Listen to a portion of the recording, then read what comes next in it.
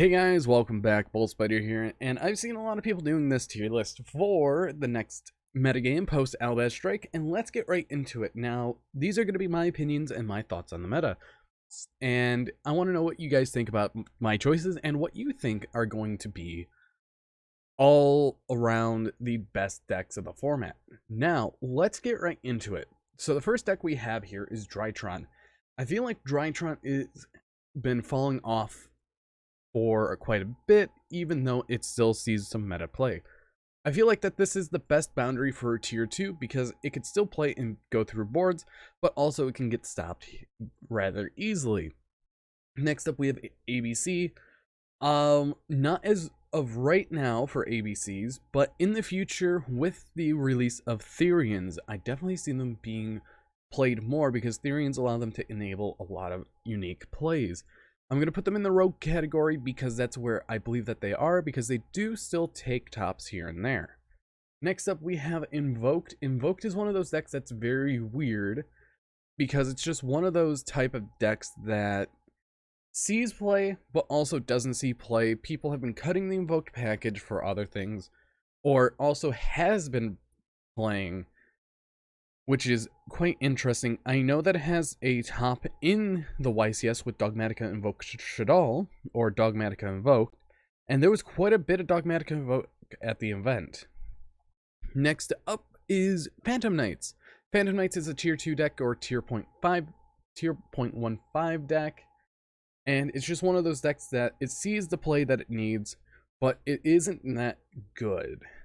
Praying Kids does a better job of what Phantom Knights tries to do, but the main reason why Phantom Knights is lacking a little is because of the whole entire piece of too many bricks.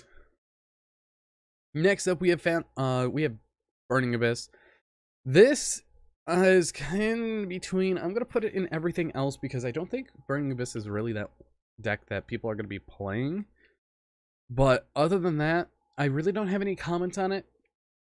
Next up, we have Tri Brigade. This is more of a tier 2 deck because, in my opinion, it's still very strong, but I might drop it down to Rogue because it does have the issue that it can't really compete that well against the majority of the decks.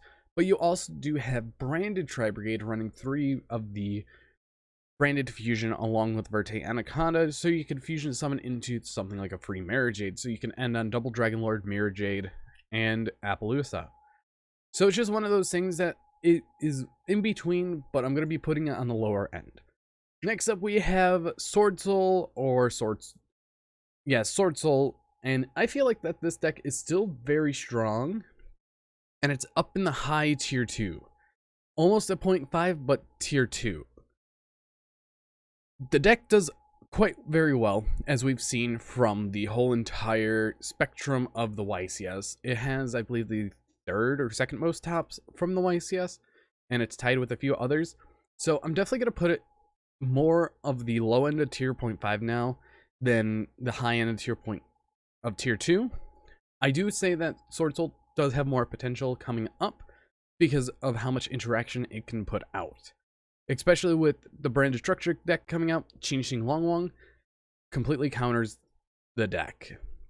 And speaking of Branded Despia tier 1.5, this is where I say it's going to be for now until they start hitting the decks that are above it, because I feel like that they want to push the branded stuff more, but they also want to push more of the Power of the Elements support as well.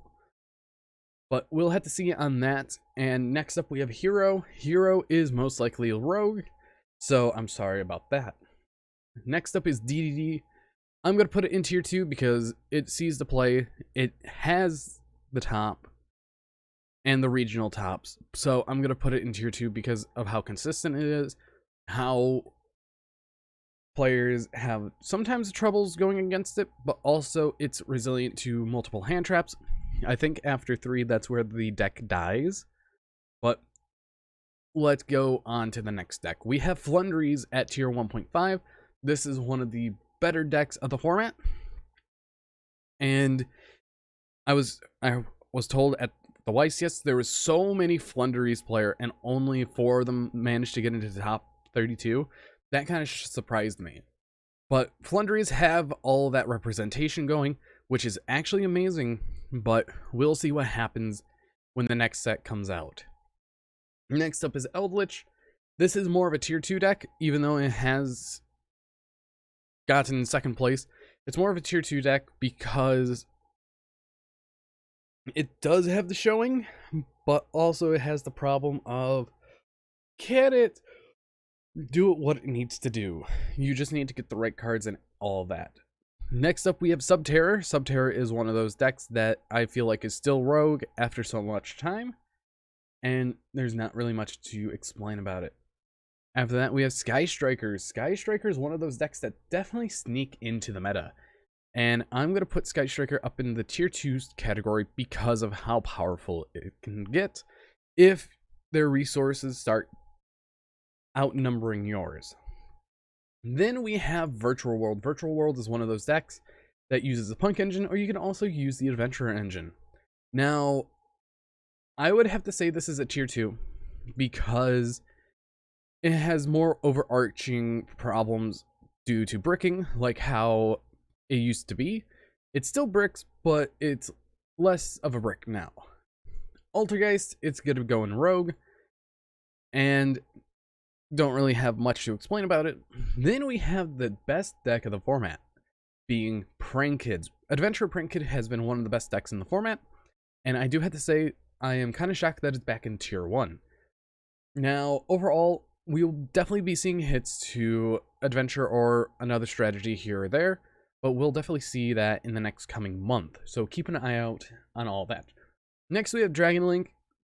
I feel like Dragon Link is going to be the tier 1.5 deck that everyone's going to be playing when Boral and Dragon comes out, but also that comes out after Albaz Dragon Renatus, which is a hard counter to the Dragon Link deck. Next up, we have Salamangreat. I feel like that this is another roguish deck, and I'm just going to move Dante here up because I don't want him to feel alone. So we also have another type of tri-brigade, which is Literalist Brigade, and I'm going to put it along with the other tri-brigade, so they're both there. Next up, we have Cyberus Eldritch. I feel like that this is better than normal Eldritch, but very close. Then we have Rose Dragon, which is based, and we also have the Adventure Tenny Synchro, but I'm going to put it in both, and they're the tier 1 deck. Rose Dragon is just one of those decks that's just very powerful, and it is super resilient no matter how many hand traps you have. If you have a full hand of 5 hand traps, that's when you can stop them. I think 4 stops them as well, and I think 3 well-timed hand traps stop them at that point.